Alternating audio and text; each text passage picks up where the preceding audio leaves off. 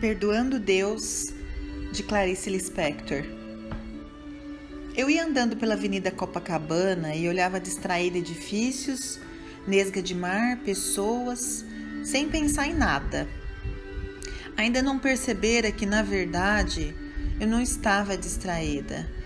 Era de uma atenção sem esforço. Estava sendo uma coisa muito rara, livre. Via tudo e à toa. Pouco a pouco é que fui percebendo que estava percebendo as coisas. Minha liberdade então se intensificou um pouco mais, sem deixar de ser liberdade. Tive então um sentimento de que nunca ouvi falar. Por puro carinho, eu me sentia mãe de Deus, que era a terra, o mundo.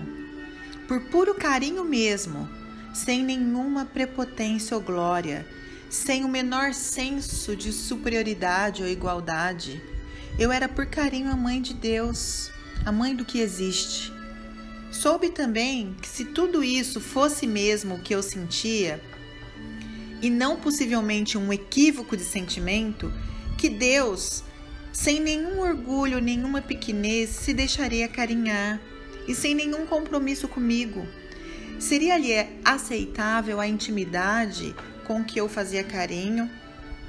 O sentimento era novo para mim, mas muito certo, e não ocorrera antes apenas porque não tinha podido ser.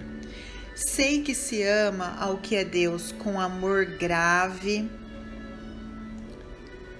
amor solene, respeito, medo e reverência, mas nunca tinham me falado de carinho maternal por ele.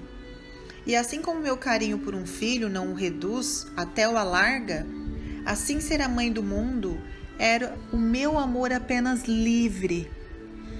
E foi quando eu quase pisei num enorme rato morto. Em menos de um segundo estava eu, eriçada pelo terror de viver.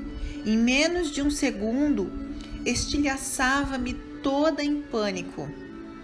Controlava como podia o meu mais profundo grito. Quase correndo de medo, cega entre as pessoas, terminei do outro lado do quarteirão encostada num poste, cerrando violentamente os olhos que não queriam mais ver, mas aquela imagem colava-se às pálpebras.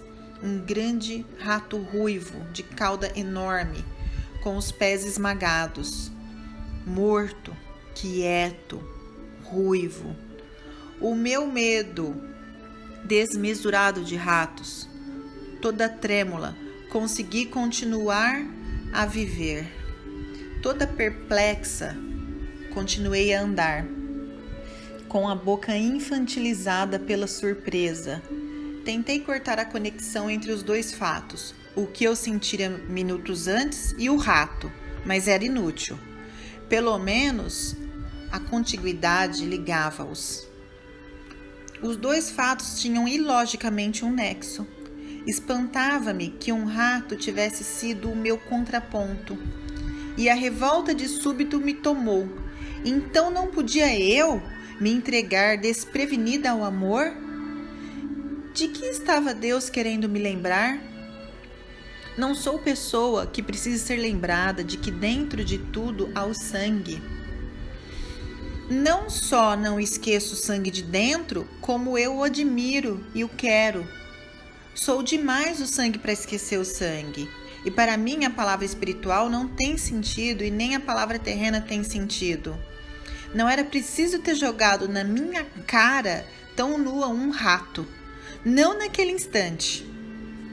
Bem, poderia ter sido levado em conta o pavor que desde pequena me alucina e persegue. Os ratos já riram de mim no passado. Do meu mundo, os ratos já me devoraram com pressa e raiva. Então eu era assim? Eu andando pelo mundo, sem pedir nada, sem precisar de nada, amando de puro amor inocente, e Deus a me mostrar o seu rato. A grosseria de Deus me feriu e insultava-me. Deus era bruto, andando com o coração fechado. Minha decepção era tão inconsolável, como só em criança fui decepcionada. Eu continuei então andando, procurava esquecer. mas só me ocorria vingança. Mas que vingança poderia eu contra um Deus todo-poderoso, contra um Deus que até com um rato esmagado poderia me esmagar? Minha vulnerabilidade de criatura só, na minha vontade de vingança, nem ao menos eu podia encará-lo, pois eu não sabia onde é que ele estava mais e qual seria a coisa onde ele mais estaria e que eu, olhando com raiva essa coisa, eu o visse, no rato, naquela janela, nas pedras, no chão. Em mim é que ele não estava mais, em mim é que eu não o via mais. Então, a vingança dos fracos me ocorreu. Ah, é assim? Pois então não guardarei segredo e vou contar. Sei que é ignóbil ter entrado na intimidade de alguém e depois contar os segredos, mas eu vou contar. Não conte só por carinho, não conte. Guarde para você mesmo as vergonhas dele. Mas eu vou contar sim, vou espalhar isso que me aconteceu. Dessa vez não vai ficar por isso mesmo. Eu vou contar o que ele fez, eu vou estragar a sua reputação. Mas quem sabe? Foi porque o mundo também é rato. E eu tinha pensado que já estava pronta para o rato também. Porque eu me imaginava mais forte. Porque eu fazia do amor um cálculo matemático errado. Pensava que somando as compreensões eu amava. Eu não sabia que somando as incompreensões é que se ama verdadeiramente. Porque eu, só por ter tido carinho, pensei que amar é fácil. É porque eu não quis o amor solene, sem compreender que a solenidade ritualiza a incompreensão e a transforma em oferenda.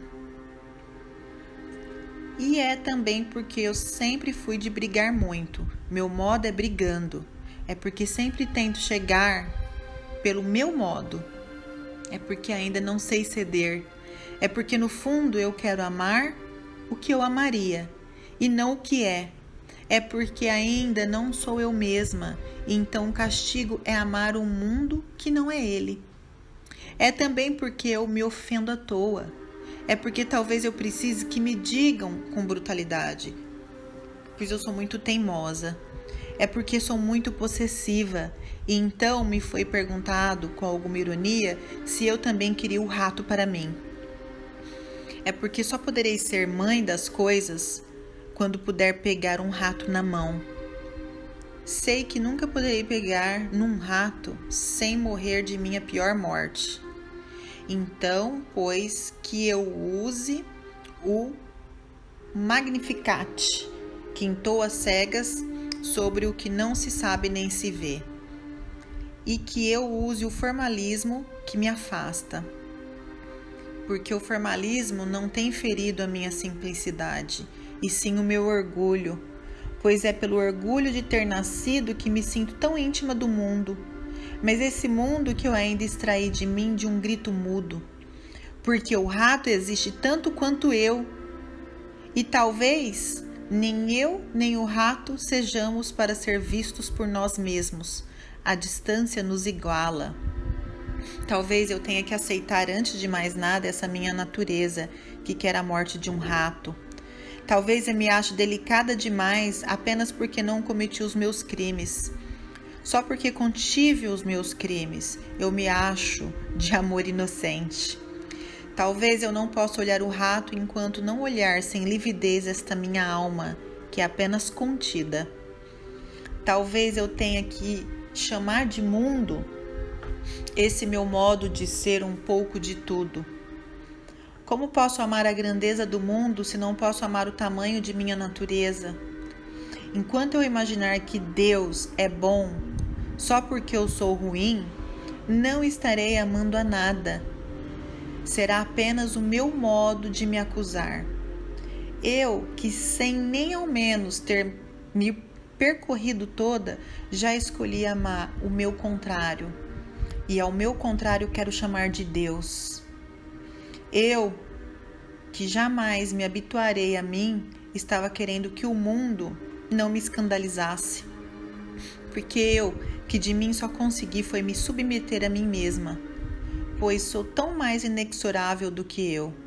eu estava querendo me compensar de mim mesma com uma terra menos violenta do que eu.